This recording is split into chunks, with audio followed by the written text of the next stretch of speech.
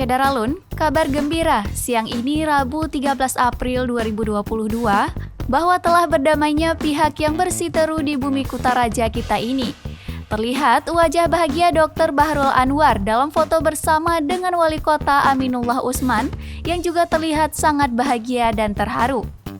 Adapun kesepakatan secara kekeluargaan yang disepakati bersama meliputi: yang pertama, SK pemberhentian tidak terhormat direvisi.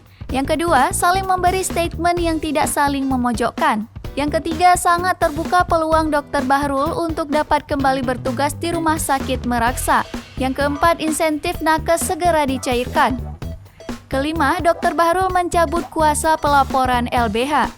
Dan yang terakhir, ID Banda Aceh akan segera merilis ke media tanpa memojokkan pihak manapun. Adapun pertemuan kedua pihak yang bersiteru diinisiasi oleh ID yang telah membantu memediasi kedua belah pihak, serta tercapainya kesepakatan bersama untuk saling damai dan menjaga hubungan antara pemerintah dan tenaga kesehatan.